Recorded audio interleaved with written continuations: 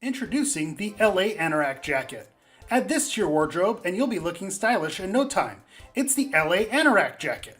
It's perfect for game days, watch parties, reading angry social media posts, freaking out over transfer rumors, listening to your favorite podcast, staying dry from the tears of your rivals. Pre-order now at 12threads.com. Available for a limited time only. Alma Corso y Vida.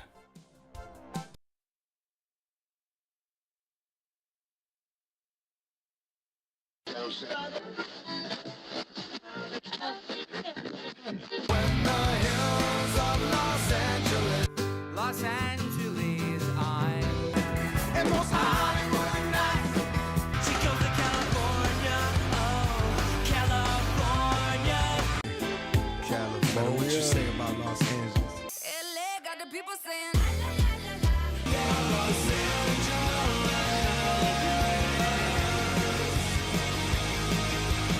You're listening to Corner of the Galaxy on cornerofthegalaxy.com.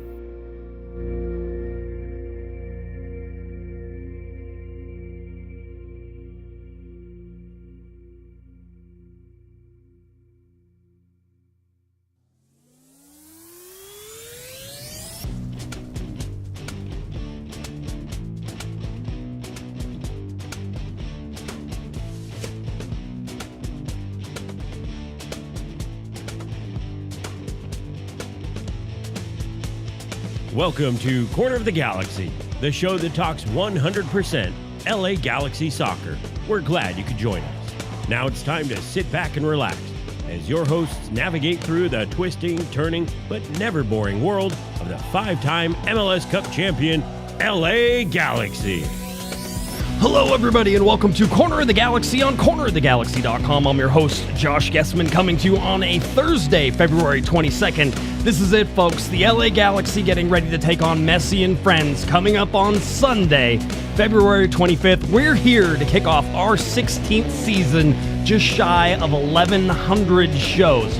We are so pumped and so excited to have you here today. We're going to talk about Peck. We're going to talk about Paintsill. We're going to talk about Bond and Mavinga departing. We're going to talk about all the additions. We're going to talk about international slots. We're going to get you through schedules and everything else that is surrounding the LA Galaxy before we get you ready for that Miami match. Here to help us out, we're glad to have him back. It's Eric, the Portuguese Hammer Viera. Oh, we are so back. Does it feel good? Does it feel good? Are you ready? Good. Okay, I can good. taste it. It's in the air. I got my Hawaiian shirt. Oh, the yeah. new music is going. We're hitting the groove right now. The good part's coming. It happening. feels like vibing. it. The vibe is right now. The preseason, everything's hitting. We were joking around earlier. These actual games are going to come around and mess up all the good vibes and good things that we have going on. Yes. You know, we have to actually play the games now. That's the unfortunate part. But right now, everyone is feeling really good. This is, as you said, the honeymoon period. The honeymoon, this is it. You know, everybody's having a good time. You know, you're smacking each other on the behind. Everything's fun. Oh, it's a joke. It's a laugh. It's a good time. All that fun stuff. So we're totally pumped to be here. We're really excited. Some new look stuff for the show. Some new sound in here as well. And before we even go anywhere, we have to talk about the jacket that was out here with 1-2 threads. There was a familiar voice on there. You want to tell us a little bit about that? Yeah, 1-2 threads. If you've been listening to the show and following along, you've kind of seen the journey of 1-2 threads. They're great guys who are making LA Galaxy style merchandise, and so they've had a lot of great shirts and merchandise over the past few years. So they're a lot of the jackets and cool stuff coming out. So they have a new jacket coming out. You see the jacket that I had the voiceover for. We wanted to go for like a Billy Mays type of vibe for the Anorak jacket. Yeah, so R.I.P. Billy Mays. Flex Seal kind of hit that vibe. So that's what I was going for when I did my voiceover work for them. They were kind enough to reach out, and I was, of course, more than happy as a repeat customer of 1-2 threads, happy to kind of support them and keep them with what they're doing. Obviously, we know we talked about the jerseys and the price tag on those jerseys. So again, that can be a little bit tricky, but what 1-2 threads is doing, they're giving you an en route to get LA Galaxy style merch at a probably more affordable price. And then the designs themselves, you can see it right there with the Anorak jacket. It's just that 2002 first MLS Cup championship style jacket. It's really really a good looking jacket. So happy to support them in whatever way I can to provide some voiceover work, and then giving them, the platform that we have to kind of share to everyone. If they don't already know about 12threads, 12threads.com, pre-order the jacket. They're running out.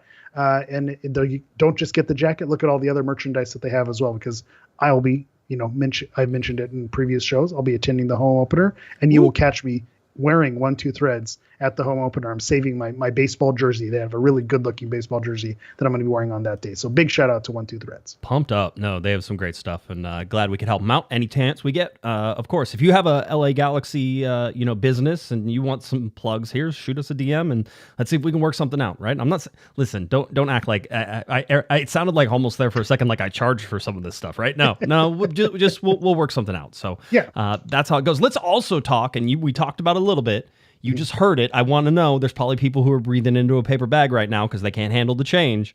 I did share it with some of our most valued listeners. Executive producer Herb heard it earlier today. Oh, very nice. Right? Yeah. I sent it off Gets to him. The first spins. Yeah, right. Listening party. That's right. If he didn't like it, we were just going to kill it. We were like, oh, no, we're going to kill it. But let's talk a little bit about it, because you, right now, you that are listening, if you have Spotify, if you have Apple Music, you can type in Corner of the Galaxy Anthem, and you can go download this song right here from the wonderful Raymond Plaza. I talked a little bit about Ray the last time when we were on with Kevin on Monday. He works in the TV and film industry as a composer, and he asked if he could write us a song, and I was like, yeah, absolutely. And so he asked a little bit about it, what I liked, and I said, we've always sort of been on like that alt, like new alternative, like rock, indie rock type, sort of real right on the edge. Look at Back Pocket Memory, and then obviously look at Sugar Cult and some of the other ones that we've had. Straight up punk. I mean, sort of more of the punk rock was in there too at some of the beginning. If you listen to any of our songs. So he was like, man, I love all that stuff. So I'm gonna come up with something. I've been listening now to it for like 2 weeks. And Ray has been amazing. I actually made him change something like yesterday. I'm like, hey, can you just change this one thing, and you'll hear it on the outro. That's a little different, but he changed everything for us and did it. And so Ray, I'm indebted to you. Thank you so much. But you can go right now. Go. It's on Spotify. Stream it. You can stream it right now. Yeah, top streamed song on Spotify, Friday. I know we're listening to this live on a Thursday night. Those of us who are in the chat, people were in the chat early, by the way. So shout out to our early chatters. But again, if you're listening to it the next day, let's get this charting on Spotify. So a huge shout out to Ray. What I loved about it is it has that build. So, it has those guitar riffs. And then once you get into it, then it really hits. You get that anthem feel to it. So again, how cool is it? One, to have original music for the show, and then two, to have it, kind of go as hard as it does once it starts kicking in. So big shout out to Ray. Very cool that, COG, Corner of the Galaxy, has their own anthem, and you could stream it. We can listen to it. I know it may take some getting used to, but I dug it. I thought it played. I thought it was a good intro with Michael Rajo being laid over it. Right. I think it all worked out pretty nicely. So big shout out to Ray. I'll take it. I'm sure there's people who don't like it. I don't care about them. No, I would imagine that whenever I walk through the tailgate areas next time, we should hear this song as I'm walking. Right? You're just where's my theme music? Yeah, right? I'm gonna get you sucker. Yeah, guys playing behind you. I like it. The other thing is, I'm just going to ask you this question. Don't this has nothing. Nobody else needs to hear this. But if I drive in with the music playing, is that a no-go? Are you not allowed to play your own theme music, or how does that work? You're asking the wrong guy who wears the Corner of the Galaxy shirt very often, and I'll be blasting it. So again, I don't think there's anything wrong with that. Nothing wrong with shameless self-promotion. Again, maybe you're asking the wrong guy, right? But I think you absolutely should be blasting it as you head in, and then maybe playing it on your phone as you walk into the press box. Oh, sorry guys, forgot to turn this down. Yeah, so sorry. Excuse me. Do. Oh, what's that? You like it? You guys want to listen to it? Let's give it a few more spins. Yeah, I was gonna say the crazy they're saying in the chat room, big week for LA Galaxy music. I mean, you got JP playing, all of his latest hits. I think Galaxy fans have been blowing up that Spotify. First LA Galaxy player, and we'll talk about it here in a second, but first LA Galaxy player to ever be introduced with his own music. Congratulations. That was major flex. Breaking Huge news, flex. Right? Let's get a little bit into some of this LA Galaxy stuff. It's game week. We're going to have a game preview. Eric, just, are you ready for that? We're not going to do it now, but yeah. I was going to say the vocal cords are warm. I know we have the funny thing is, I've been around for, a few seasons now, and people kind of know the routine with the game previews. Maybe they fell off a little bit with form, but there's a little science to this. You want to miss it. You don't want it to get played out too much. So it took a little bit of break, but we do have some new listeners, maybe some people from different countries who have kind of joined on. And so there's some people who the game previews may be a new thing to them. So I'm excited to kind of share that with those people who haven't heard the game previews yet. Big game, opening the season. So I'm excited to kind of go through my game preview. They're back. We're so back. We're back, baby. We're back. It feels like that's a theme. That's a theme for this week. We're back. Absolutely. Let's get to a little bit of LA Galaxy news because there's a lot of little LA Galaxy news. There's like 17 little things that we need to go that tell the story of this week. And this week was a very busy one, a lot busier than I expected it to be. So one of the things we talk about, there was one homegrown signing at the beginning of the week. Ramos Jr. was in there. Now you have the second one that fell right after our podcast on a Tuesday. You had defender Harbor Miller as a homegrown player. Here's the crazy thing about this. And by the way, Harbor Miller's 16 years old, right? I mean, this is a young kid who's coming in from Fullerton, California. He showed some good stuff in the preseason, which is great, and that's what you want to see. The weird thing, and I sort of had to get clarification for this, is how do I list these guys? Neither of these guys are senior team roster spots right now. That's the wrinkle right there. Right? Technically, it's I don't even know how the mechanism works. It doesn't make sense to me because it's not like they're signed to first team. From what I can tell, they're not signed to first team and then loaned down because that would have been stated sort of in this. It's like, oh, their first team contract, their Major League Soccer roster spot comes up next year. And so it's almost like you're able to sign guys a year ahead and then give them an MLS roster spot the next year because they do not take up any of the 30-man rosters. Maybe it's a nuanced thing and I can get into it with, Will and everybody and sort of be like, okay, so technically are you just loaning them down for the year and that's what it is? Because that's not what usually it says it in the paperwork, and basically it says Miller, who will occupy a homegrown player slot, will play the 2024 MLS Next Pro season with the LA Galaxy 2 before being added to the Galaxy's MLS roster in 2025. That indicates that they are not on the MLS roster and that they're actually loaned down. So it's more a me thing, I think, than anything else. But I just wanted to let you know, when you see a roster, you're not going to see them on that roster because they're not a part of the 30-man roster. But you go back to how they performed in the preseason and how they looked. You saw them get minutes when, minutes were for some of those fringe players were maybe a little bit harder to come by. You saw guys like Harbor Miller and Ramos Jr. kind of getting those minutes. And so that was a sign that they were trending in the right direction. To me, I think there's a very logical explanation on why they would do this, almost like a early commitment, to a college or something like that. We've seen LA Galaxy Academy players find other avenues and travel overseas or find other, pathways. And I think for someone who maybe has a lot of promise or a player that has a lot of potential, there's still if they're not signed to a contract, there's still, while the Galaxy they're in the system, there's still that chance where someone else can swoop in, or if, the dollar signs are attractive somewhere else, or an agent, gets in talks with someone, that they can travel somewhere else. So I think the idea that they're locked down, you are going to be on the LA Galaxy in 2025. I think it's a shrewd move. It's a business move. Yeah, they're not going to be on the roster this season, which, maybe it's a year too soon for those players anyway. We've seen what happened with your, Johnny Perez's and Daniel Aguirre's and Efrain Alvarez. They take a few years to get there. So it's okay that they're not going to be on the roster this year, even if they were on that, 29 and 30 spot. But you're locking them in and kind of knowing that you have them and you don't have to worry about them being poached elsewhere. That to me feels like, a logical explanation on why they would make a move like this. Yeah, it feels that way. Certainly, you look at that sort of that addition there, and you're like, okay, this is maybe this is making some sense and starting to put it. There's still question marks right now. We'll get into the roster here in a little bit after we talk about everybody who's come and gone and everything in between. But basically, when you look at guys where perhaps the LA Galaxy might be signing the draft pick goalkeeper that they have, because currently they only have two, and we'll tell you why they only have two. Maybe Tucker Lepley makes the first team, and actually, when you look at the first team roster right now, it's actually pretty small overall. Yeah. It's not a giant roster. It's got shorter by 2 players today. So got longer by 2 players, then shorter by 2 players. So we're basically back where we started in the whole deal. So let me get to some super chats, and then we'll talk about all the deals that went through in order to get Joseph Paintsill officially announced. Lasso's Optimism, by the way, $5 super chat to start the show. I think that was during the intro that we got that one. So thank you for that, Lasso. Always like that. Lasso's big in the chat. Big shout out. Yeah. Juan, by the way, $2 super chat. Super chat for Joey Fatone's Flamingo shirt over there. So there you go. You know what? I'll take it. I'll take being compared to Joey Fatone. It could be. You could do a lot worse. You could do way worse, way worse. That's actually, I'd be aspiring to that. Chris, by the way, $10 super chat. Thank you for that, Chris. With Phil, Uncle Phil, or Mr. A, as he's known around the LA Galaxy, with Phil loosening the purse strings and not knowing if the two Ps will contribute right away, shouldn't we have re-signed Boyd, a proven goal scorer who knows MLS, then trade in the summer? Listen, I'm of the opinion that Tyler Boyd wanted a lot of money and that the LA Galaxy were like, we're going to get somebody else for that money. So I don't think you can. I don't think you can go spend $20 million, almost $20 million between two wingers and then decide that you want just Tyler Boyd to sit on the bench. It feels like there's depth. There's more depth there, although there's no depth anywhere right now. It sort of feels just a little light everywhere, right? Go ahead.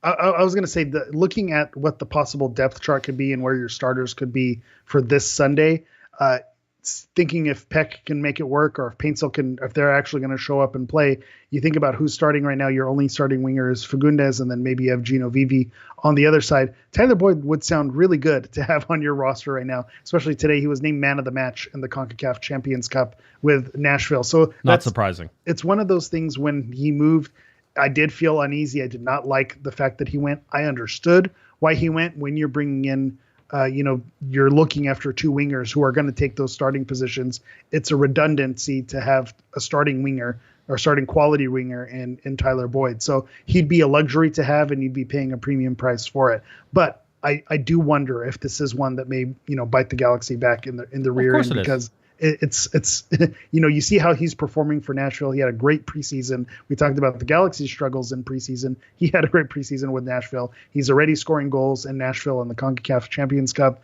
So you just know he's going to have a good solid season for Nashville because he had a good solid season with the Galaxy last year. So that's one that you might regret if it comes down to whatever the finances were. At some point, I understand. And we'll talk about it when we have the players that were released. You need to make up some of those salaries. That it's a capped league. You need to have the players at the right amount and make sure that you're getting value for that. But at some point, if you're overpaying and you have a surplus of goods, that's okay too. I think it's one of those things where you don't want to have too many starters to where you're benching players and players aren't happy. But at the same time, if you have the ability to spend, why not carry three wingers and you're interchangeable? And if player goes down and with schedule congestion, that would be very nice to have Tyler Boyd on the roster right now. In addition to Paintsel, Fagundes, and Peck, that'd be killer to be able to interchange those guys, keep them fresh, use them as subs. So to me, that I agree with that chat that it could be something that the Galaxy regret later on. I understand why they made a move, but it just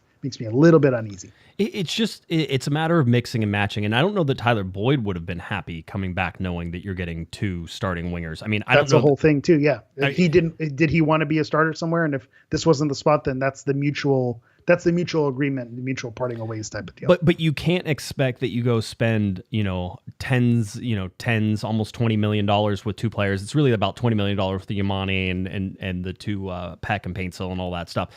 You can't spend close to $20 million and then say, well, I don't know if those guys are going to come good. Like, they have to. And that's Will has said that. Will Kuntz has said that. It's like your DPs have to show up. They have to perform. There's no tightrope. Yeah. Yeah. They either perform or they. Sorry. Yeah. They either perform or they don't. And listen, you went out and spent the money on them. That deal is done. I mean, you said it perfectly. We're in the honeymoon period now, where everything is perfect. Nobody's screwed up. I mean, we haven't even seen real Peck and Paintsel play yet, right? And it's like one of those things. It's like that. Well, as far as we're concerned, they're the best players that ever touch the grass, right? They haven't messed anything up yet. No, exactly, right. And so you can sort of go in there and see, there's this optimism around it, but you don't know how it's going to play.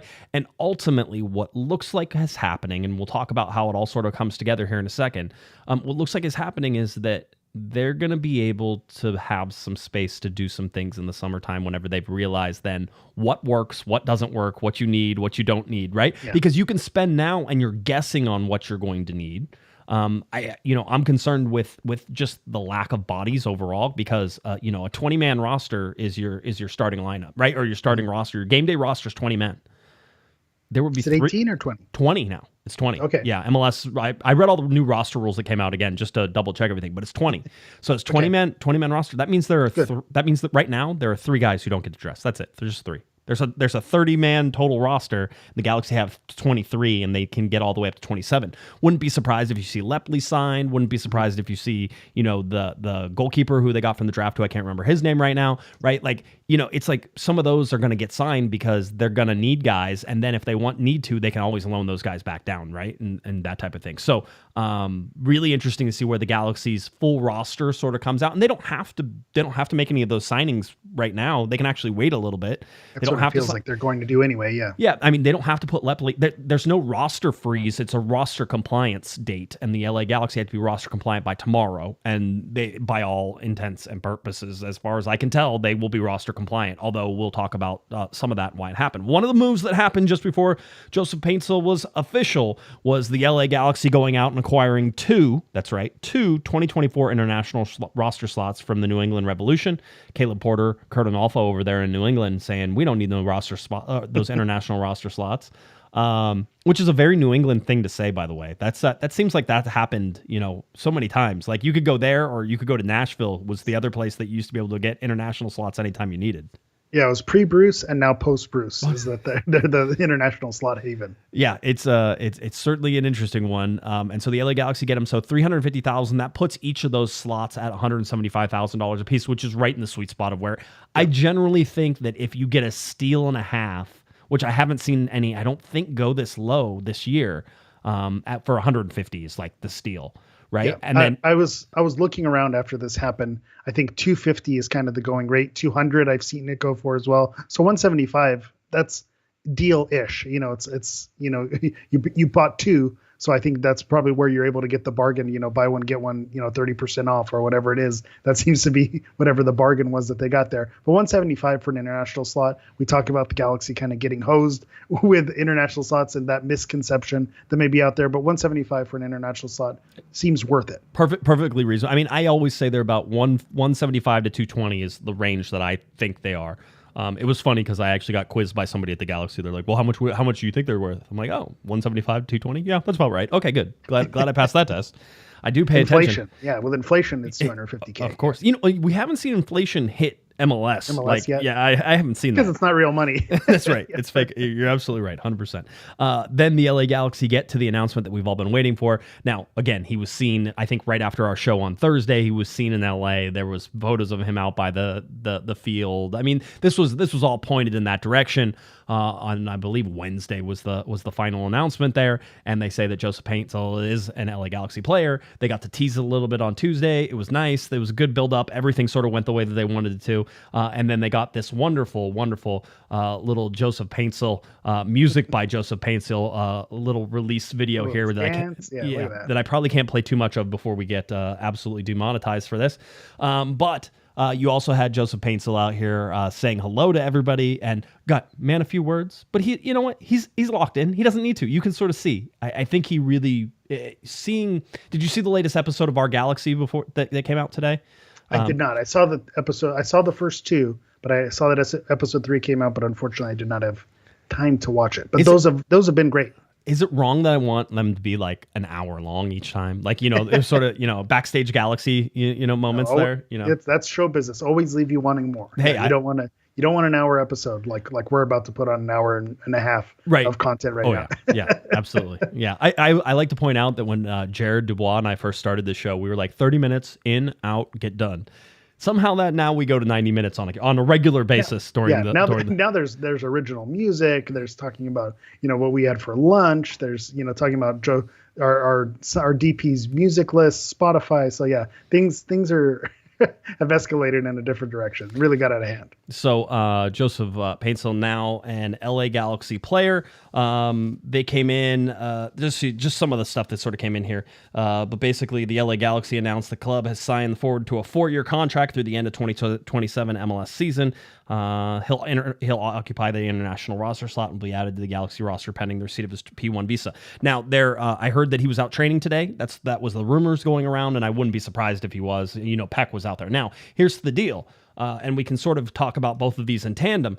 Gabriel Pec coming into LAX last night and was met by some fans and got the LA Galaxy treatment. So he's now in as well. I imagine he was training as well. Here's the thing, though. We know that Gabriel Pec came in on his P1 visa. We know that in order for him to come in, he came in on his P1 visa. So he is here, ready to play, which means that he should be available on Sunday. Yeah. So that's why they were waiting. They were doing it that way. There's two ways you can do it, and I think we talked about it on Monday. But one is that you do all the paperwork and basically you apply for the P1 visa. You go to the U.S. consulate and you have your interview, and then they stamp with the P1 visa and they say, okay, you're all good, and then you come in and you enter on the P1 visa. The other way is the harder way, but it's faster if you can get it done, which is you come in on like a tourist visa, right? You come in on a tourist visa and then you convert that tourist visa to a P1 visa. And that's what the LA Galaxy are trying to do with Paintsel. So he's here, but technically he can't work, which means he's not really training. I'm sure he was training off to the side by himself. Yeah. Wasn't doing Well, it's one of the. That's why you don't see photos come out. It's kind of like the Chicharito scoring in the preseason. Does that really happen if he's not technically cleared to play? So it's one of those things where, I'm sure these guys are out there. If they're here, they're in game form. Paintsel was playing with Ghana at the African Cup of Nations. He was playing with Genk. Yeah, and yeah. And he was playing with Genk, as recently as last week. He was training with the team. So I don't worry about, rust being an issue with these players. They're coming in form. They're ready to play. So I think it's just a matter of getting that visa. And if they're ready, you plug them in. I don't think I know you were mentioning with Kevin on Monday, is chemistry an issue? I think when you bring in players with $20 million worth of transfer fees, the expectation is they can probably adapt and figure it out on the fly. So if they're available, I imagine that they'll play. Yeah. And so now it's sort of the race against the clock. I didn't ask for an update today. The LA Galaxy actually holding a press conference tomorrow on Friday around noon or so to formally introduce both Paintsel and Peck. And so if I can break away, I'm going to go down there. So that way I can then ask all the questions. But my understanding is that Peck came in on his P1, so he should be available to play. That was the one that was always sort of more in the works. They had a little more time to do it. The Paintsel one is a harder one just because now they're trying to convert it.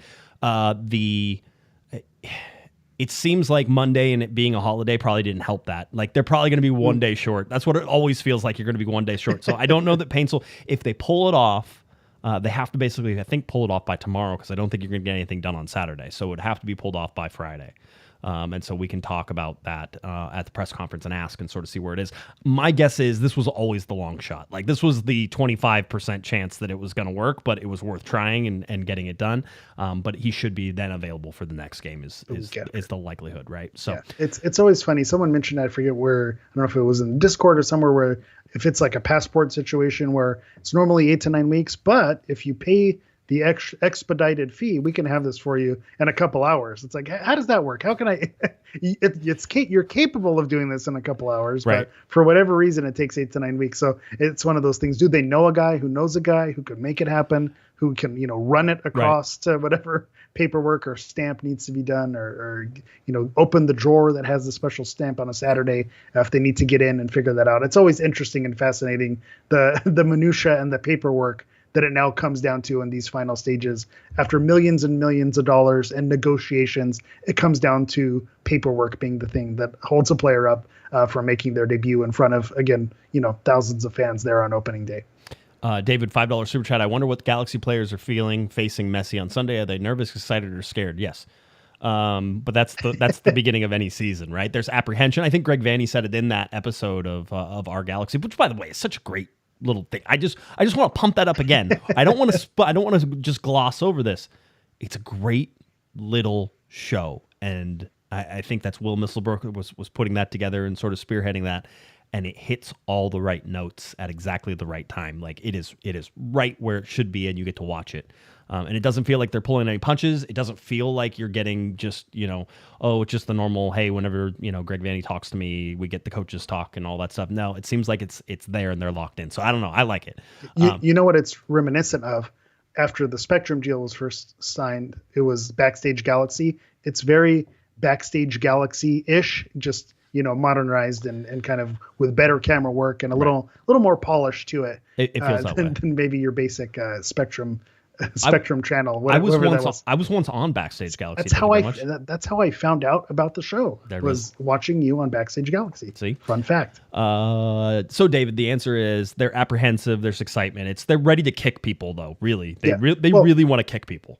I didn't know if you said this intentionally, but are they feeling nervous, excited, or scared? And you said yes. And I think the answer is yes. All of those things. I think if you're not nervous about a home opener or playing against someone of the caliber as Messi, then you probably should check your pulse because you're not living.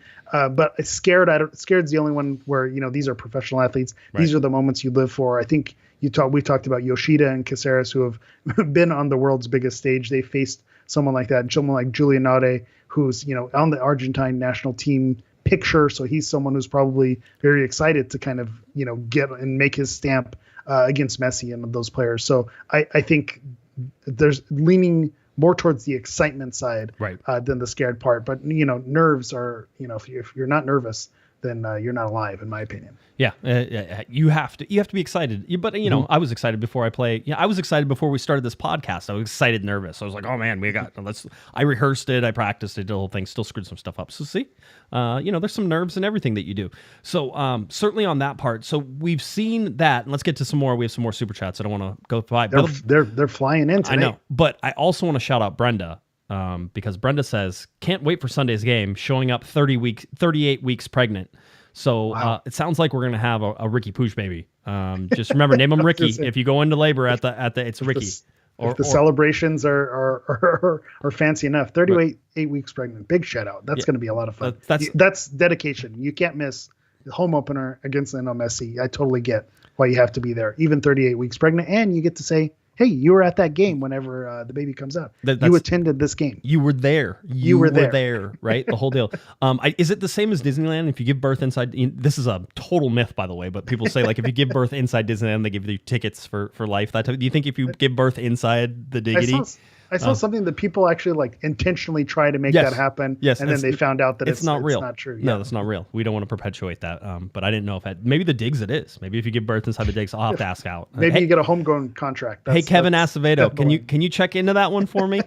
Want to know what the law is regarding giving birth inside Dignity Health Sports Park? Lucio. Shout out to Kevin also. Big, a TV appearance for Kevin on Monday Night Raw, which was at the Honda Center. So shout out to Kevin. I acknowledge in the new Galaxy kit. Galaxy kit, towing that company line the way he's supposed to. Lucio, $20 super chat. Pupusa money for the home opener. Excited for Sunday. We'll be watching from my couch. We'll catch this episode tomorrow morning. Just dropped in. Just threw 20 on a 20 on the counter and said, thank you. See you later. That's a move that if you go to some establishments, that's a boss move. Throwing the 20 and then walking away. That's the move right there. Tim, $5 super chat. Hey Josh, hi Hammer. Who's better? Who's the better? Is the two of the two right now? Who's going to be better in the future? Thanks, guys. Let's go. I think he's talking about Paintsel and Peck. Well, hopefully he wasn't talking about us. Yeah. No, because neither of us are better or in the future. I would think that you would think Paintsel at 26 years old and more in his prime and what he's been doing, he's the better player. He has speed. He has the ability to get in behind. He has the ability to take people on. Heard Greg Vanny talking about him again. Tom Bogert was really high on this as well whenever we talked to him at Coachella.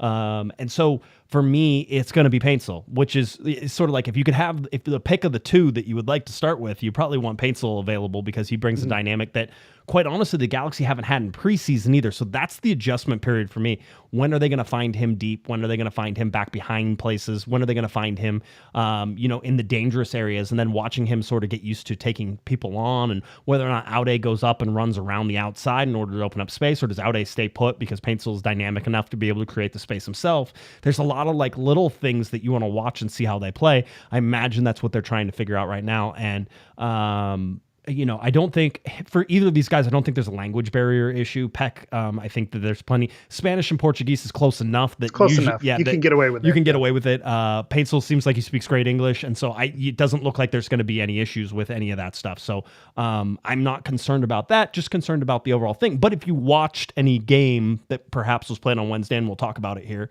in a little bit, things are not firing on all cylinders for any team right now, right? Yeah, I mean, that's fair. It feels like you're not quite there for it. Scott, by the way, $20 super chat. Thank you, Scott. By the way, your 20th super chat, Scott. Wow. We certainly Big shout out appreciate you. to Scott.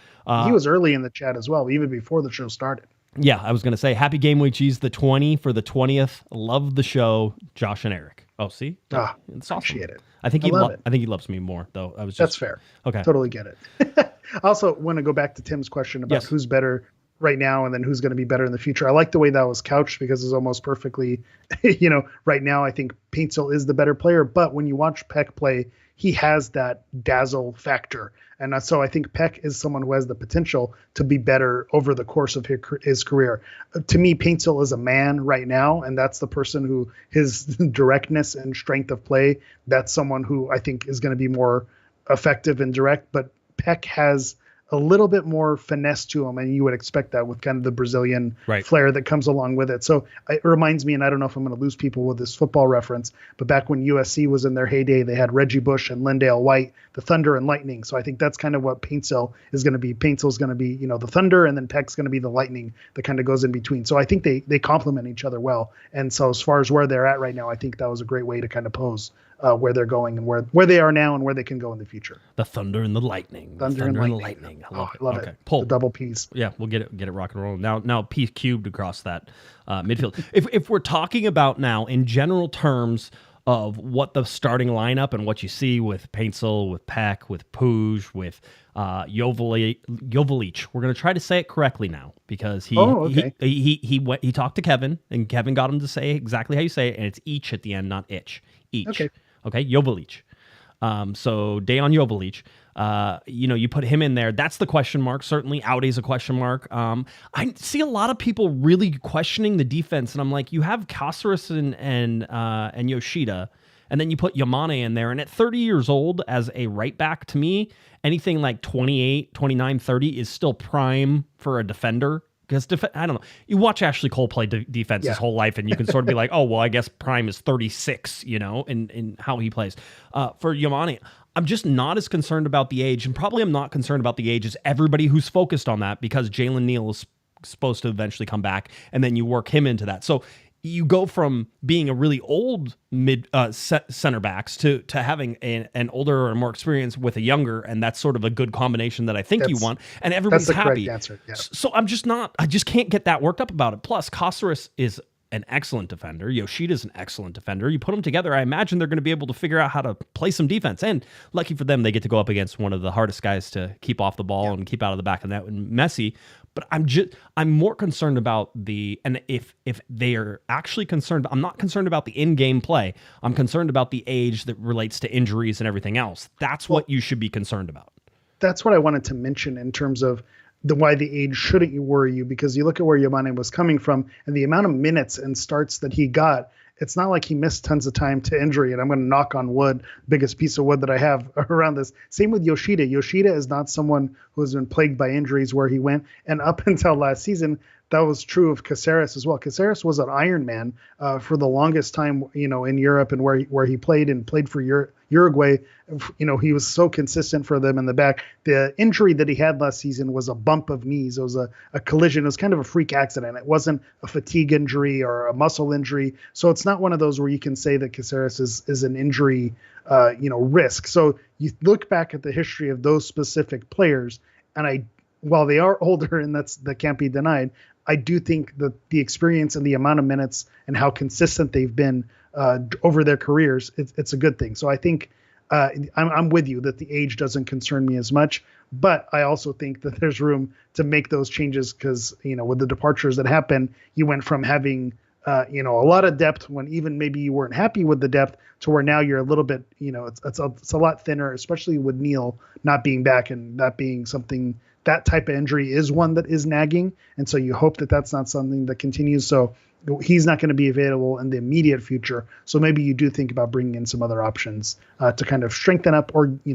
youthen up that back line. Yeah. And I think is that a word, euthan? Yeah. Euthanasia. Okay. What I've heard. Yeah. That's where my brain was. I'm like, it took me forever to realize what euthanasia actually was. I just thought they were talking about children in Asia. I had no idea.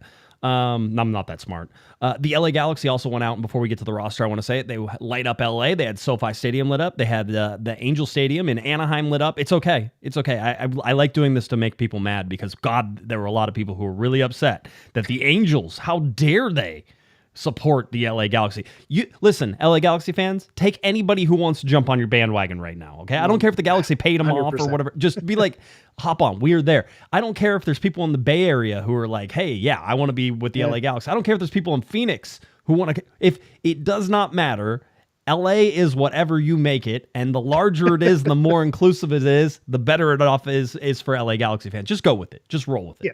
I'm not an Angels fan, but I'm not mad at this either. I mean, it's not like they're, to your point, it's not the San Francisco Angels. It's not the San Diego Angels. Even San Diego would probably get away with it, but they're in the greater LA area. So I think that's fair. Same thing with the Ducks. You may not be a Ducks fan, but they're in the vicinity. I think it's okay that you could support each other. It's okay. We can be on their billboard. We can support each other. Even I think when they made the playoffs, the Galaxy always, give a, good luck on opening day or good luck on playoffs, all those fun things. Yoshida threw out the first pitch at an Angels game. All right. So that's all you need to know. It's okay. It's okay. It's fine. So that was it. Now let's talk about the roster getting a little bit lighter, Eric, because listen, I don't think these were surprising. I do not think they were surprising. We talked about Jonathan Bond. We talked about how poor Chris Mavinga was in the preseason. We've been telling you sort of what things. I was surprised Jonathan Bond lasted this long. So let's go through it. The LA Galaxy placed defender Chris Mavinga on waivers. All right. That came on Wednesday. Now, the Mavinga thing, let's talk about that first, because this is one of those things where it's a little, people need to understand. The LA Galaxy currently have zero cap relief from Chris Mavinga being placed on waivers. That's the first thing you need to understand. Technically, there's a 48-hour waiver period. If anybody wants to pick him up, they can go ahead and put in bids for how much they want to pick him up for. All right. And then if you want to pick him up for the full amount, you could do that. You could say, hey, I'll pick him up for the full amount. Basically, the idea is whoever bids the most gets that. But it also goes in terms of order. So if you had the first pick, Eric, and I had the second pick, and I said, "Oh, $1, Bob." Yeah, $1. Yeah, so you bet $1, and I said $2. They're going to go there and say, "Okay, Eric, you get first pick, and you bet $1." But Josh had the second pick, and he bet $2, and so his bid is higher than yours, and so then he gets to take it, right? That's the first part of this, by the way, is also like full amount, which is like you can take whatever you like, just you're taking him at his current contract rate, right? That's the whole thing. After these 48 hours expire, which we expect that they will without anybody picking him up, what it does is basically he becomes a free agent, and then he's able to sign with anybody in the league. Now, this is still within the league, though, because technically he still has a league contract. Remember, all contracts are held by the league, so technically he still has a league contract. The Galaxy are on the hook for his entire salary until somebody picks him up. Then, if you're smart, what you do if you're somebody who's going to pick him up is you realize nobody's taking him, but you do need a defender and you're thinking about it. You put him on senior minimum at $86,000, $90,000, whatever it is, there, and the Galaxy are responsible for paying the rest of that. Okay, so there is probably some cap relief here, but in terms of what it could be, we won't know, and it'll be difficult for us to find that out anyway. So just keep that in mind. Here's the other thing, because I had some conversations about Mavinga whenever it went down. Just wanted to understand all the mechanisms. The Galaxy could still buy him out as well, and so they could go into the buyout, which would then release his full cap hit from hitting the LA Galaxy's bottom line. So right now we don't know Mavinga and what's going to happen with the cap hit. But what were you going to say? I was just going to say this. It's an addition by subtraction move, and so I understand the business side of it, where if other teams are going to bid, the Galaxy is going to pick up some of the salary. It's not like someone doesn't get released and then you say, "Oh yeah, we'll pay full price." Especially with his contract being near $1 million, I don't imagine another club coming in for a depth piece. It's backup not player. that high. It's not that high. Okay. Mavinga is. I put him on the other 800. list. Was it 800? No, it's not even that much. We talked about Mavinga and what is it? So he's 452. So okay, yeah, it's but not. It's not cheap either. No, but. Yeah. If somebody could pick up half of that, though, then the Galaxy could knock half of that off their cap. I mean, it's not a horrible deal in how it is, and I think that's why they went this route. Whenever you look at it, so that's where you go. That you don't those MLSPA numbers not always 100% accurate, so you gotta go with that as well. But the interesting thing with it is whatever the Galaxy pay to not have him on the roster, given how the performances that he put in last season and some of the absolute just, shockers that he had, and given, how he didn't quite look right in the preseason, there's no amount of money that you would say, hey, he's worth it at this price or worth it at that price. If he was getting paid league minimum, which we know there are some other players on our roster who are maybe getting that, maybe you can justify it. But whenever you're paying, over 250 or 400,000 for a player, and they're not one of your starters, and they're almost a detriment to the team, then that's worth whatever that cost is to make sure that they're not on your roster. Right. You're that much lighter. You don't have to worry about it. You don't have the liability piece of it. And so I think that peace of mind, regardless of whatever happens with whatever the Galaxy have to pick up, I think that you're not going to have to worry about the liability that, he had become, for the Galaxy over the last, season and a half. And it's really unfortunate because I imagine someone like Greg Vanney, who had won with him in Toronto and had seen him at the peak of his powers. It's tough to see someone, hey, why isn't this working? Why isn't this person, this isn't the same guy, who I used to work with. So that probably gets a little bit tricky, and he's probably the last one to see that as his coach, as to someone who's seen him reach those heights. But I think we all kind of saw that it was time to move on from Chris Mavinga. So Mavinga goes away, and then the one that get announced today, which was, by the way, somebody in our Discord goes, "Hey, Josh, have you heard anything about Jonathan Bond moving?" Somebody I know said that he's gonna leave, and I was like, "No, I haven't seen that rumor." And then they announced it like 5 minutes later. So yeah, it was an interesting time. I was actually trying to figure out what was going on with that, and they announced everything. I was like, "Okay." Track down who that was. They had some good intel. They had some good intel, exactly. The LA Galaxy agreed to mutually part ways with goalkeeper Jonathan Bond. Jonathan Bond, second all time in appearances for the LA Galaxy. Bond said, "It's been an honor and a privilege to represent this great club for 3 years. Thank you to my teammates, my coaches, and of course the fans for welcoming me in as one of your own. Special thanks to Greg and Will for the incredible opportunity. I wish everyone at the club a successful season." Jonathan Bond on his way out. This is one that absolutely clears up salary cap immediately. Yeah. And Jonathan Bond was in there at 475,000, probably close on the cap, and then 525 on the guaranteed salary. So that the LA Galaxy get back immediately. Doesn't free up an international slot because Jonathan Bond was a dual citizen, so that didn't happen. With Mavinga, it does free up an international slot, but I'm going to go over the international slots here in a second and tell you how that all plays out. Because I want to make sure I correct the record and get everything correct. So Jonathan Bond on the way out. Now, we talked on this show multiple times about whenever you go out and you get somebody like John McCarthy, that you are putting pressure on somebody like Jonathan Bond. Mm-hmm. And the idea, I think, was to shop Jonathan Bond in this preseason and sort of be like, okay, let's see if we can find a place for you to go. Let's see, basically people are like, what's wrong with them, blah, blah, blah, the whole deal, because you can't really shop. You can't be like, oh, this guy's for sale. Well, like, why don't you want him? It's a hard thing to do, right? What's wrong with him? Yeah. What's under the hood? Yeah. Right. And so I think that they were trying to play this out. Eventually, I think what happened, we talked about this on Monday's show, looking at the game, looking at the starters, looking at who played in that last game. It was John McCarthy. It was Novak Mitrovic. And that, to me, signaled that something had changed. And my guess is that what had changed is Greg Vanney went in and he saw how everybody was playing and saying, I think what a lot of us were saying, which is John McCarthy seems like he's at least equal to everybody who's out there right now. Mm-hmm. So is there a chance to save some salary cap or other things here? And if you make John McCarthy the starter, I think I said this, but it was always in the back of my head if I didn't say it, which was Jonathan Bond doesn't want to be a not starter. Like that's not going to happen either. So you can't sit there and say, Jonathan Bond, we want you. If you weren't going to be the first goalkeeper, because we thought it was going to be Mitrovic and then a B, right? We knew one was going to be a 1 and one was going to be a 2, and we thought Mitrovic would be the 1 just because they spent a lot of money on him. I have contract details for that, by the way, which haven't been released, so that'll be breaking news here in a second. So Mitrovic comes in, and you're like, you spent a lot of money on him, then you're going to want to play him. And if you're going to make him the 1, then Bond isn't going to be the 2. McCarthy came in to be the 2 for sure, was going to be at least be the 2, and that's why you brought him in. So then what does that make Bond your 3? Well, 3's not going to work. So what's going to happen is eventually he's going to move. And so Jonathan Bond goes.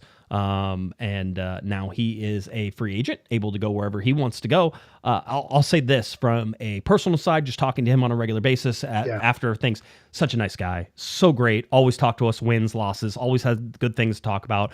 Never was angry. Never got snippy. Always had just for the most part, a smile on his face when he was supposed to have a smile, and the correct disposition after a loss. So that way you could talk to him as well. Such a great guy, and I know there's a lot of fans who are going to miss him because he was really nice to the fans. Great guy. Whatever the soccer playing thing is, just remember these guys are people, and that guy's a great guy. So I'm sad to see him go in that respect. That's always the hardest part about, getting that emotional attachment to these players and understanding that form is a thing. And so as much as hot figuratively and literally people were for Bond when he first arrived, and how well he played and really showed himself well and became kind of a fan favorite. When that fell off, then, that uneasiness kind of followed with afterward. But you're right. He seemed like a good dude and was, really part of the club. And when you talk about celebrating wins and playing for the badge and whatever that means, he had that. And so I think that's something where, you see this parting of ways. It is one of those things that makes you a little bit sad, even if there were kind of question marks in terms of what the play was going. We read a little bit of the tea leaves on terms of when they had we'll call it the C lineup, that they had a lot of the academy players. Bond was in that lineup with a lot of those, maybe if you would call them third string or wherever, further down the depth chart players. He was on that lineup. So that made you kind of raise a little eyebrow as far as why is he playing with this unit? And then to the point of bringing in McCarthy and the amount of money that they spent for Mitrovic, and going to the Mavinga point, whatever salary you're paying to kind of figure that out. If they're not going to be your starter, where can you cut costs and make that work? Where with Bond, where he was in terms of lining up with McCarthy and Mitrovic, for what you're paying him and the trade-off that you get, whatever that difference is in salary, if there's not that big of a difference of the on-the-field play, but there's a big difference in terms of what salary relief you can get and moves that you can make in the summer and further down the line, then I think it is a shrewd move and it makes business sense. So all this to say, a lot of the moves that the Galaxy have been making are more, kind of business, business first. And I think that's something I forgot who mentioned it, but someone mentioned, the Klein era, the long contracts, and having, we're stuck with this player for another 4 years. We're stuck with this player because it's a contract and this and that. You see the front office now figuring out ways to offload players where maybe their best time are behind us, but we're not locked into it. We're not tied into it. And so the thing that I like to see about Bond, and the why I get a little bit of that Tyler Boyd vibe, where I feel a little bit uneasy. I feel afraid that he's going to go somewhere and kind of reinvigorate himself and have some success. I do imagine that wherever the mutual parting of ways piece kind of gives you a clue that he probably has a landing point. I think he's going to do fine. I think he's going to go somewhere. And so the Galaxy get to, shop him and have him go find greener pasture somewhere else, but they also get to kind of get the benefit of releasing him. So a sad day to let Bond go, because I really he had his moments, where, he looked really good and had those big stops and really, made himself a fan favorite. So it is sad to see him go. Yeah, of course. Never fun for any of this stuff. And certainly a fan favorite in a lot of ways, but now they move on. The Galaxy now means that they're going to have a new starting goalkeeper for the start of the season. I put a poll out on Twitter. Who would you want starting? Do you want McCarthy? You want Mitrovic? It was about 75-25 in terms of McCarthy. And that's where I would expect that to go right now as well. The experience. Yeah. More super chats. Luis, sorry, $2 super chat. Let's see. Sicken Eric Designs. $2 super chat. Hi, right back. See, we can do that. There we go. Good name. Travis, $15 super chat. Thank you for that, Travis. Can I get more spreadsheets? Travis, you ask. I shall give you everything you need. The LA Galaxy's roster as it stands right now, 23 roster spots filled out of 30 total. All right. Again, 30 total. The Galaxy have 23 filled. They had 25. Then Bond goes away, Mavinga goes away, and away everything goes. Also on that list right now, Miki Amane, Gabriel Peck, Joseph Paintsil, right? So you have everybody who's sort of lined up. Your roster as it stands right now, Puig, Brugman, Fagundes, Yoshida, Delgado, Joveljic, Cáceres, Aude, Jonathan Perez, Cerrillo, Fercranis, Neal, Cuevas, Aguirre, Zavaleta, Mitrovic, Vivi, Barry, Nelson, McCarthy, Yamane, Peck, and Paintsill. Those are your 23 players. Again, a 20-man roster is what you get to sign up for every game. The LA Galaxy will have 3 guys who don't. Does it like? Do you feel bad that there's only 3 guys? I was going to say, do we get to pick the 3? Right. Vivi. No, Vivi might even be on the. Might be. I think on he that. has to be for this opening game for sure. Yeah. It might be one of the center. Well, Neal was injured, so he's probably not. So there's one. Yeah, we got 2, so we need 2 more. We need 2 more. Is Perez the one that see the odd man out? Could be, but he was okay. For Kranis hasn't been seen a lot of time, so for Kranis could be one of the ones that that's could be out. 2 probably. Yep. But with Mavinga gone, do you need that? You need Zavaleta, and then Neal is injured, so would for Kranis get the start? think so. Get the I think bench he gets next the bump, to Zavaleta? There you go. See, I don't even know. Greg Vanney must have. This is why Greg Vanney gets paid the big bucks. I say you dress them all. You don't tell them. Yeah, that's right. You never know. Always keep them guessing. That's right. I like it. As it stands right now, and I checked this against the league's website as well, 15 players have now departed the LA Galaxy. Remember a 30-man roster from last year? Half of them are gone. That's just reminder. You said we weren't rebuilding. That's right. Rebuilding slowly, surely. Let's talk about international slots because definitely confusing. And I went back and wanted to make sure I got this 100% correct. I then talked to some people and made sure that I had it correct.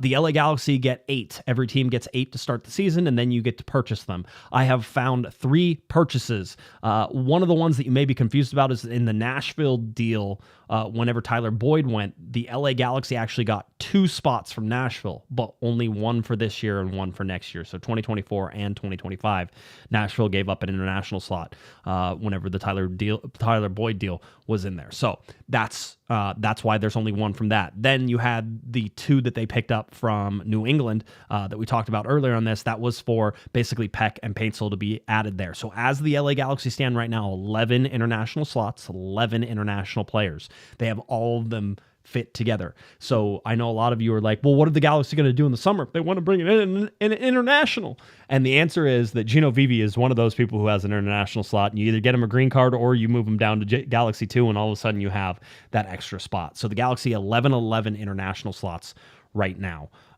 So that's where everything is sort of at. That was surprising that all 11 are taken, because you thought with bringing in those extra slots, who was going to take which slot, and with Mavinga gone, does that open up a slot and all those different things?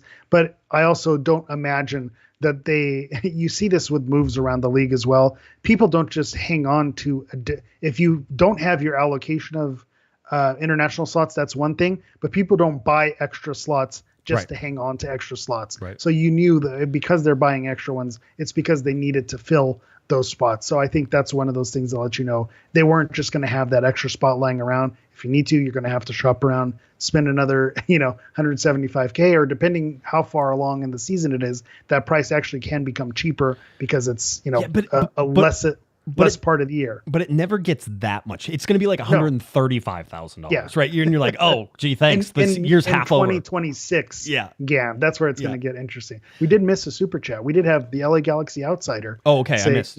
Villarreal bros, Dos Santos bros, Cabral bros, Paintsill bros. So again, it's one of those things. There's another Paintsill out there. Isn't it Seth Paintsill? That's what it says. Gam for Seth. Yeah, that's what I thought. Okay, I knew I had seen that. No. We're not playing that game anymore. All right. Emilio super $2 super chat. Do you miss Costa? No. And that was my. Do you miss Costa was a question. I said no. Then and is Paintsill playing Sunday? Don't know. And I think we talked a little bit earlier. Just it'll be coming down to the wire whether or not they can get that P1 visa transferred over from his tourist visa. So we'll keep an eye on that. So that was one of the things. So Mavinga leaving actually could have been a roster compliance move, if you think about it, because the Galaxy were like, slots, international slots. How do we do it? Okay, well, you could put Mavinga on waivers. So that happened, and now that goes away. So that may have just been as simple as a roster compliance move. But it feels like because you had Vivi there, you could always sort of do something. By the way, Gino Vivi, no slander. That guy played very well in the preseason. So as of right now, you should not. You want him on your team. He's probably going to suit up. Yep, you need him on your team right now. Okay, so Gino Vivi gets that, has earned that. If you think about it, Mavinga and Vivi could have been playing to see who would stay as sort of the international slot, and Vivi played well enough to get it. So if you look at that way, good job, Gino Vivi, going in there and You earned your spot. fighting for it, and you earned your spot, right? So that's kind of fun to think about that way. Now, Eric, you and I were talking, and this was mostly your idea, but I, of course, will take full credit for it now.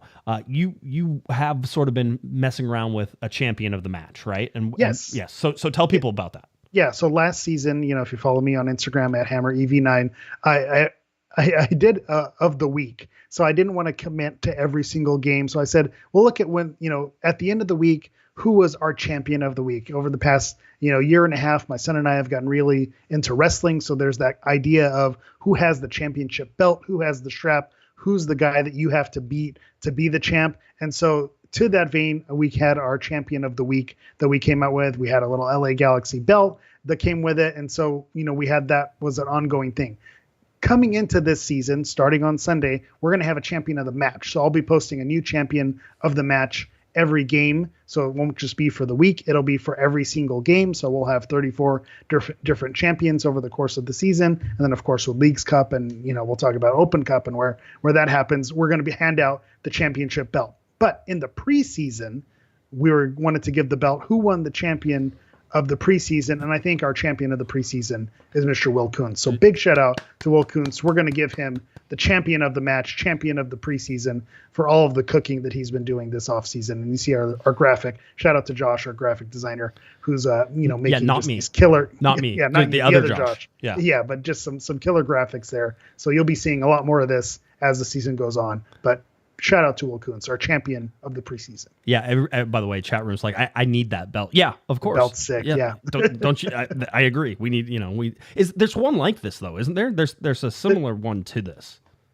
There is. There's okay. It's currently, we're going to get wrestling nerded out, but this current iteration of the blue universal title has been retired, so it no longer exists. Okay. But you can get custom belts made. I believe at our live show at TEPS, someone had a custom LA Galaxy. I think Matt Provino. Yeah. I thought Matt had it. So Matt, you can bring that back out anytime you want. So again, you can make it work. But big shout out, for the belt and the design there. I made it a little hodgepodge last season, but we really professionalized it up for this season. So it has some nice graphics to go along with it. So who's going to be our champion of the match each match, and then who's going to have that belt at the end of the season. Exciting. We can't wait to see it. All right. Let's get to the LA Galaxy schedule here. And big surprise, LA Galaxy 6 p.m. coming up, taking on Inter Miami. Messi and friends coming to Dignity Health Sports Park after a 2-0 victory over Real Salt Lake on Wednesday night. If you watched that, you should have watched that. As a matter of fact, it was a very interesting game. It's homework. Yep. Yeah, it was a lot of homework. So here it is. Miami coming off the win, now traveling all the way over to Los Angeles, where they will be the season opener for the LA Galaxy. Played on Wednesday, now we'll play on Sunday at 6 p.m. We will be there, and that game, of course, on Apple TV, MLS Season Pass. That's where you can find it. Eric, I think you said it a little bit at the beginning of the show. You said there may be some new people here. And if there's new people, one, we want to tell you a couple things. One, this is our 16th season. Two, we have almost 1,100 shows in the can, which is more than any more than any team-specific podcast in Major League Soccer. All right, we've been around longest. We've been doing it the longest. And three is that we're live on Mondays and Thursday nights. It's just how we roll, all right? Monday nights, we have Kevin Baxter on from the LA Times. And then on Thursday nights, we rotate through, but mostly Eric. And then, of course, we have Sophie DeCan and Nicolau. We have Alex Ruiz, who's going to fill in as well. So we have a lot of really qualified people. Shout out, by the way, to Larry Morgan, not on Twitter. He came by the office today and said hi. Larry. Yeah, I miss Larry, too. Send Larry my regards. I absolutely shall. So it was good to see Larry there as well. But one of the things that you are well known for, that you have added to this podcast, that everybody wants and waits for and begs for every time, is your game previews. And we're gonna return some of those this year. It won't happen every time, but it's going to happen, right? And so how are you feeling ahead of your first game preview for the 2024 season?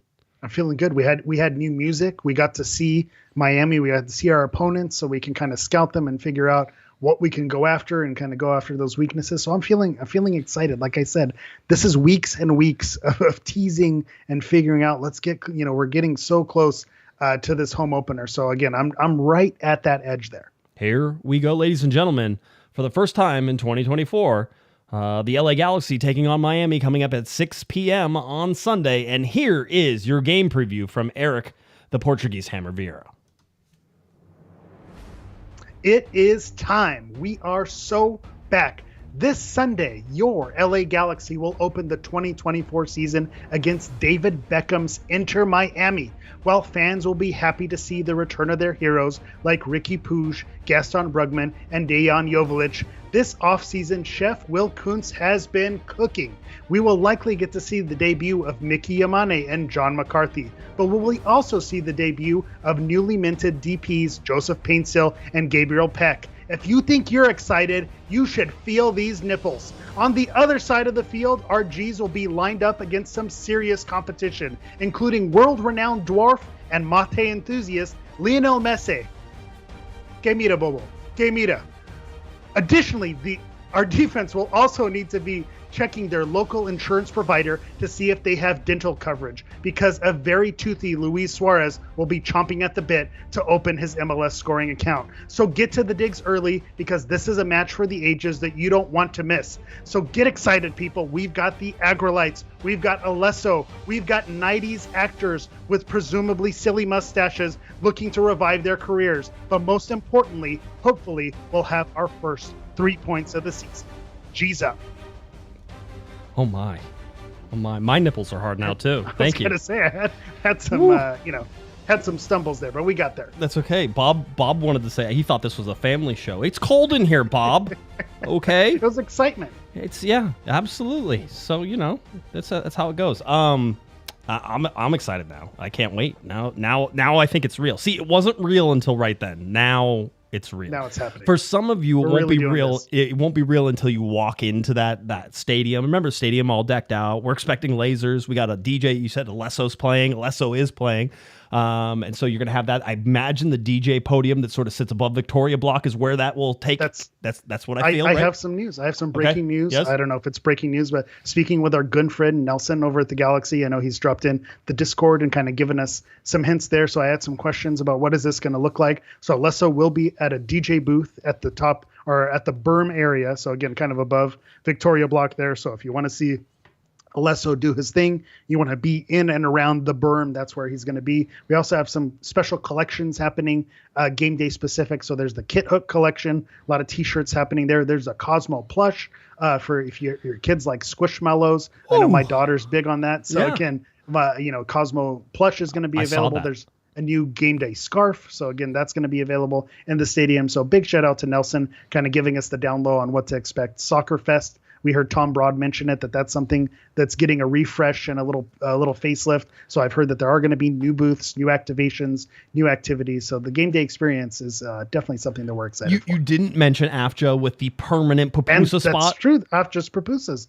I'll get to finally enjoy those in stadium. Go. By the way, go check out their accounts, because I know that they're dropping. But I'm the biggest. We're doing goofball. commercials everywhere. We're everywhere. We are everywhere. But go check out for AFJA. I know they're gonna have something fun. Gary, by the way, let's get to some super chats before we get into the game preview. $5 super chat from Gary. Rad show, guys. Thank you, Gary. Always appreciate you in the chat room. Always there. LA Galaxy $2 super chat. Galaxy Gear Friday giveaway. Stay tuned. Are you giving something away, Outsider? Because I didn't plan on giving anything away.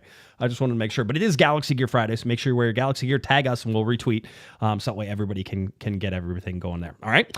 Are you ready to talk about Miami, sir? I was going to say we've only been talking for about an hour plus. So yeah, let's talk about the actual game now. LA Galaxy taking on Miami, 6 p.m. Dignity Health Sports Park. We've talked about it. This coming up on Sunday, February 25th. MLS Season Live is where you can find all that stuff on Apple TV. The LA Galaxy are just warning you right now. Arrive early. Okay, get there. Yeah. This is not going to be. It's going to be packed. I can see from the ticket layouts that it looks like there are going to be additional bleachers in some areas as well. You're talking about max capacity. We're talking about the 27,000 number that we talk about all the time, and it may crest that as well, because they're going to jam everybody in there. Now, something the LA Galaxy did was they did open up the berm. So feel the berm. No feel the berm in there. I didn't see feel the berm today, but if you're feeling, they're going to make an appearance. Yeah, if you want to feel the berm, you can. Tickets are not cheap. I don't want you to think they are. I fully expect that they're going to sell out as well, but they were about $230 and then plus fees and everything. I think I got up to over $300 per seat on the berm. Bring a blanket. Fees, we got to figure that out. The fees is a problem. Just tell me how much a ticket's going to cost right up front. Do we have to do this every time? Just say it costs $300. Don't say it's $250 plus fees. And don't fool me. You can't fool me twice. Don't fool me again. one of those things. Well, I will say is if you do want to show up to the grounds early, like you want to be there early because of traffic, you don't want to get stuck in traffic as the anthems are happening, but then not only get there early, start planning your entry into the stadium early as well, because with that many people, the lines to get in, going through, I know security checks have been improved, but still, when you have that many people, getting in can sometimes be a bear. So you want to make sure, plan ahead, think ahead. I know it's going to be a lot of fun with the tailgates and all the activities and festivities that we have going on, but you want to try to plan your routes so you can get there early, in your seats early as well, because I do understand that there is going to be, the pregame is something that you want to check out as well. You don't want to walk in after the first whistle's been blown. Yeah, it's going to be crowded, so make sure you get there early for sure. Now, if you watched this game, this was the Miami versus Real Salt Lake game. If you saw the final and you said 2-0 and you said, okay, well, clearly Miami rolling already. No. And listen, I don't think that there's a lot to take away from this other than the fact that Miami survived what they were supposed to survive. Yeah. You and I were texting each other, I think, during this game, and we were sort of going back and forth and saying, what are we seeing from stuff?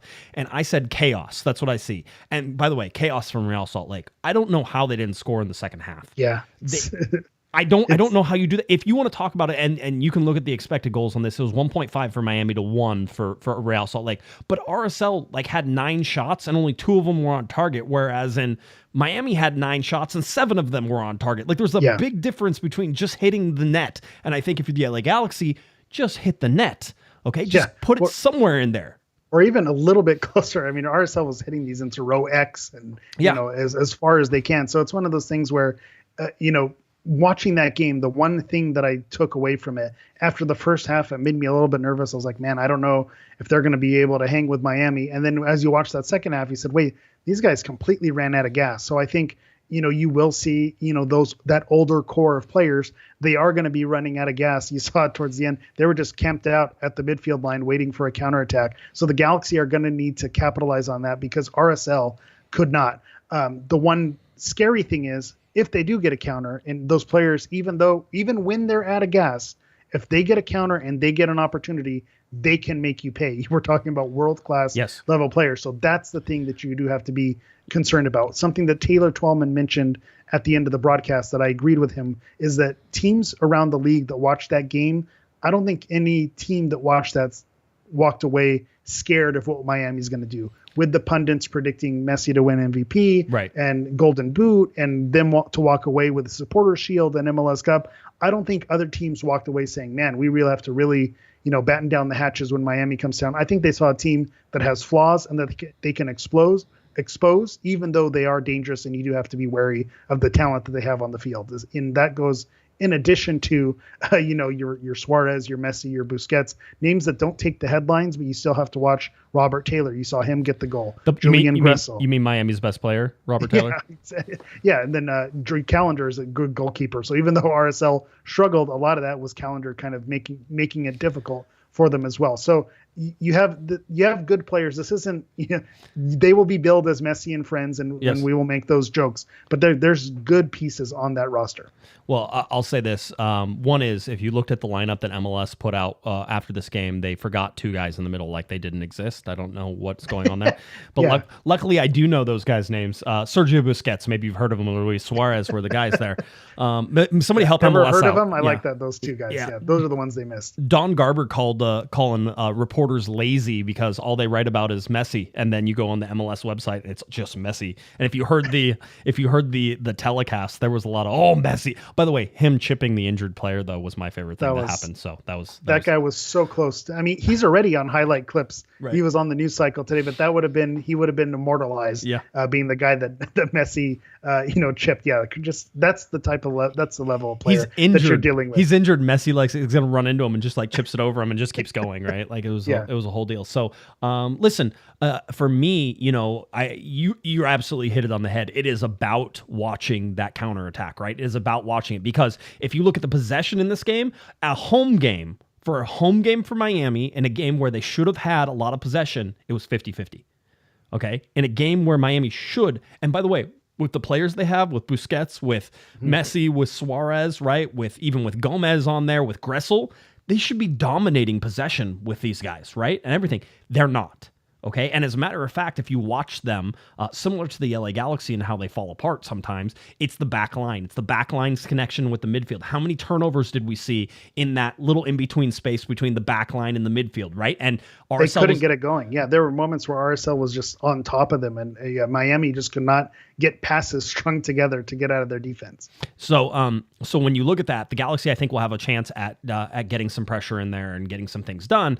And so it's going to be about converting chances, which is nervy time because the Galaxy haven't really done that in the preseason, right? You haven't seen a lot of converting chances. You need guys like Dejan Joveljic to convert chances. You need guys like Gabriel Peck to convert chances. You need Ricky Puig. You need guys like Gaston Brugman. And I don't know that Brugman's going to start. So if Aguirre's in there, or Delgado and Aguirre, or Delgado and Cerrillo, however they're going to sort of put that together, you need somebody to take advantage of the chances that the Galaxy are clearly going to get.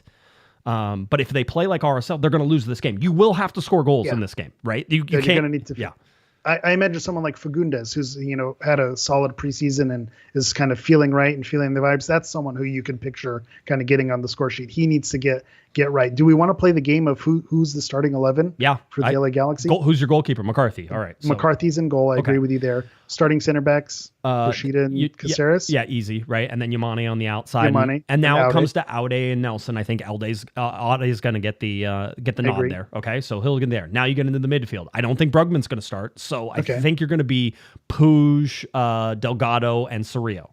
That's my guess. It could be an Aguirre sign in there, right? But I also could see where Brugman was close, but I think in the magnitude of this game, you throw Brugman out there because he is the better player. You're going to want your best players on the field. So I see a situation where I would start Brugman, even if it is a little bit more questionable. Right. And you plan to pull him off maybe after 50 minutes after or 60, right? Minutes. And you can do 60, right? Because you have halftime, you give them a little break, and then you can play 15 more minutes. So maybe 60. Maybe Brugman goes 60, and you can bring somebody else in.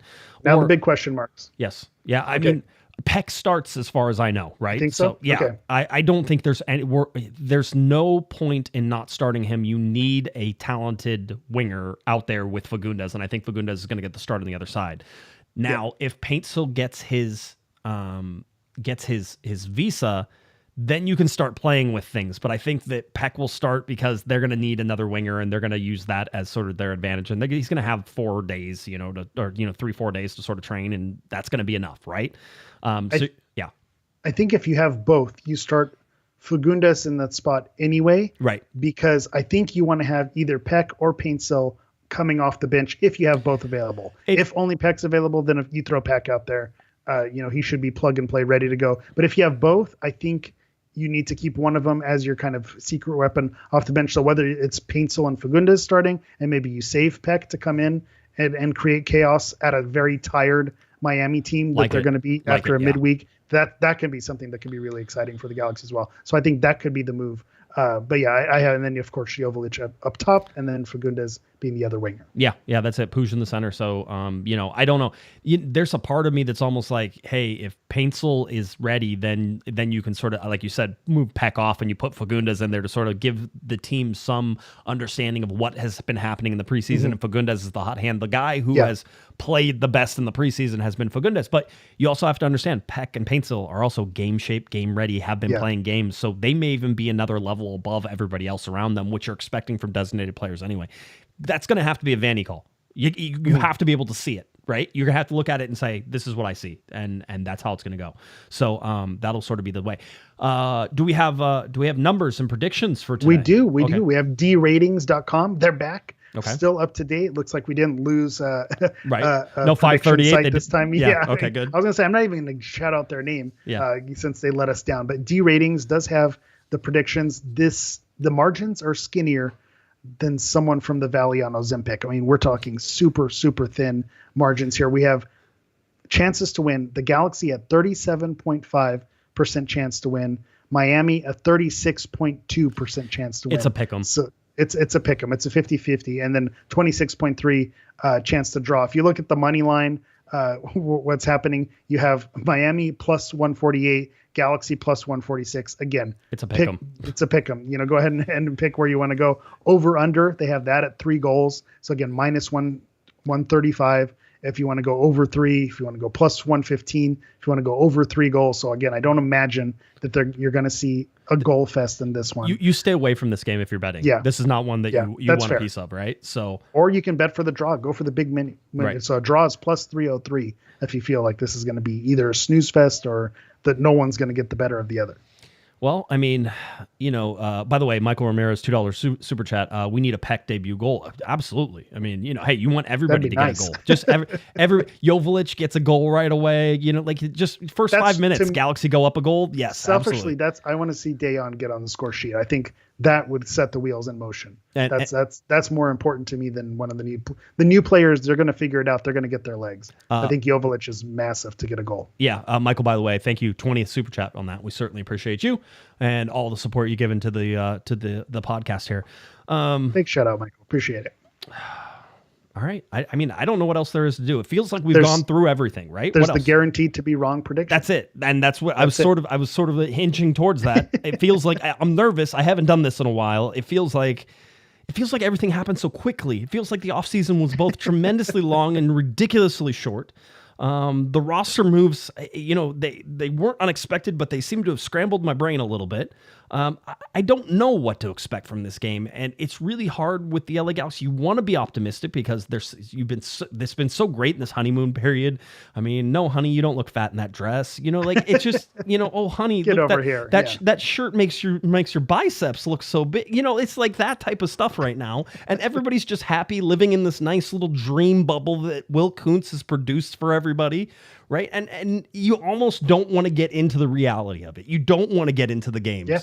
You don't want to mess it up with actual soccer. Yeah. So, I mean, now let's go ahead. Let's start breaking dreams, right? Like, the LA Galaxy's undefeated season on the line, starting on Sunday at 6 p.m. at Dignity Health Sports Park. Eric, predictions guaranteed to be wrong. Hit me. I'm going to go the Galaxy. The vibes are just too right. I can't go against the Galaxy. Even with the razor thin margins, I'm going Galaxy winning 2-1. 2-1. I'm going to stick with that over-under at 3. I think that feels about right. I don't think we're going to see goals galore, a 4-3 type game, but I do think you see Miami get one, and you see the Galaxy get one, but I just feel like there's going to be some magic towards the end, whether it's Joveljic or Magic. Peck, you're going to see some magic at the end. Magic. So I think it's 2-1 LA Galaxy.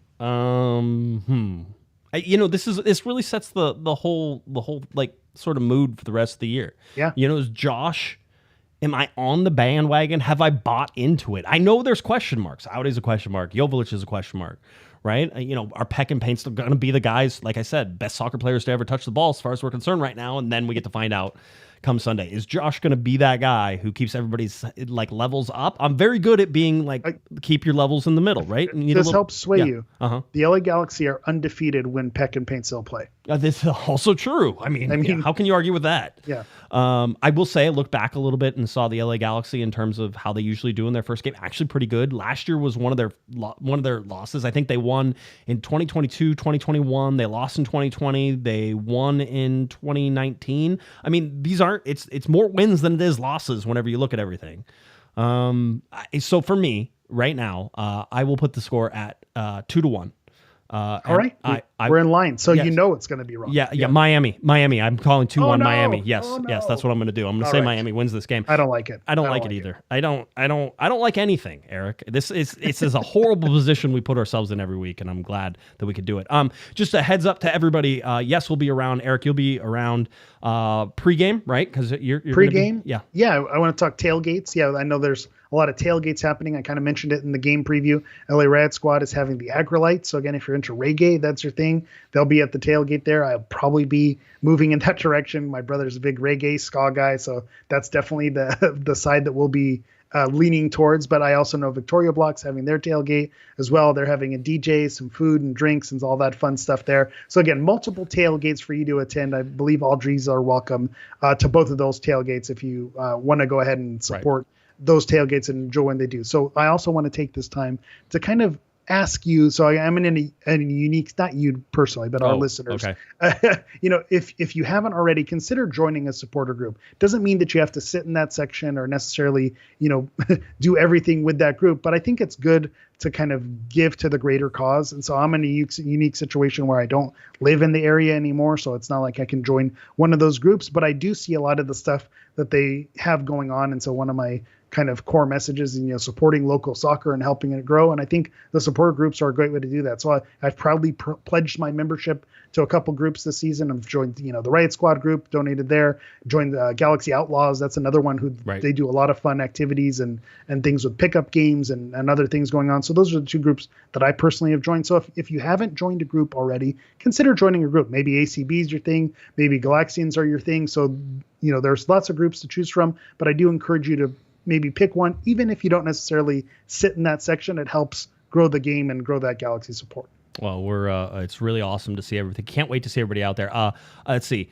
My arrival time. I will be there early before the game, certainly. I don't know what I'll be doing. I have a train to drive on Sunday morning, so I'll be driving trains in the morning and then running home, taking a shower, and making my way up to Dignity Hill Sports Park. Bold move. Yeah, I know. It's one of those fun things. The rain looks like it's moved out, by the way. I know people remember whenever I told everybody to chill out on Monday? I was right. What do you know?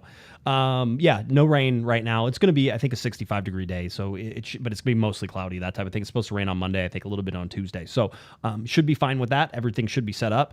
I do, by the way, these guys cracked me up in the chat room. I know that there's a lag in here, and so you can say something and then you wait for it to hit, and that's my favorite part, right? So whenever I picked Miami, there was a lot of no, oh no, right? And my favorite one from Gary, he only likes trains. Just leave him alone. And then remember. Yeah, I'll go back to it's guaranteed to be wrong. They should be happy that you went in that direction. I can't believe it. By the way, executive producer Herb with a quick shout out, quick stop by, $20 super chat. Late to the show. Hammer has a brother. Does he go by older Hammer? Are you younger Hammer? By the way, did you say Daddy Hammer is a no-go? No. Yeah, okay. I think we agreed Daddy Hammer not allowed? Was canceled. It's not a thing. Yeah, your mom's allowed to call him that. Nobody else. That's it. Yeah, but okay, we don't. Yeah. Brother Hammer doesn't have a nickname. We'll have to work on that. Okay, sounds good. All right, this is the part that is one of my favorites, which is there anything else that we have to say? I think we've covered it. Oh, you got stickers? Oh, you do have new stickers. I'll leave a stack with you. So if you see me at the tailgate, come find me. Come grab some new stickers. Happy to hand those out. That's my last little plug there. Okay. Last thing I'll sort of put in before we get out of all this. Thank you for everybody for listening. Big shout out to Ray for getting this song going. And remember, you can go download the song right now. Raymond Plaza, he's there. Type in Corner of the Galaxy Anthem. You're going to hear the outro part of this coming. And by the way, I picked a different part of the song to play at the end, so that way we could experience the whole thing. All right. There's a lot of meat on that song. That's what I like about it. It just keeps going. Like I'm saying, it's really perfect for Valentine's Day. We were a little late in that, but it was perfect for Valentine's Day. If you know, I know your plans next year. That's right. Absolutely. My wife already downloaded it. Yeah, make it stream and all that fun stuff. So absolutely do it. Keep an eye on the referees, right? There's replacement referees. That's something to sort of watch. Wasn't a big deal in Miami. Wasn't officiated perfectly in my mind, but wasn't horrible. But let's see what happens whenever everything comes down in LA.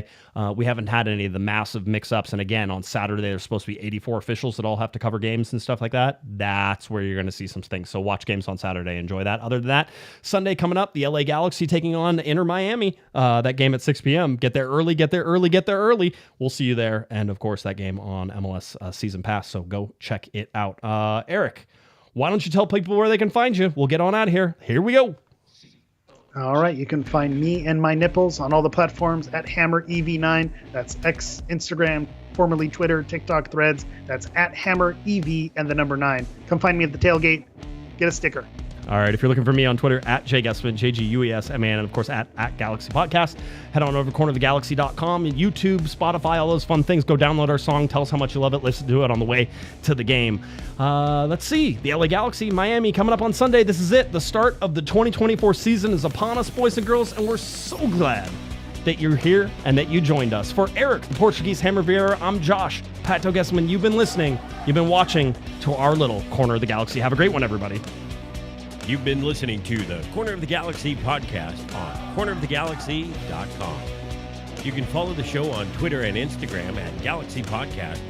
And be sure to check out and subscribe to iTunes, Stitcher, and Facebook by searching for Corner of the Galaxy. Fans, we thank you for listening. We ask that you be kind and courteous to your neighbors as you leave the podcast. We thank you for joining us and look forward to seeing you again. Until then, I'm Michael Araujo. And on behalf of the entire Corner of the Galaxy crew, goodbye, everybody.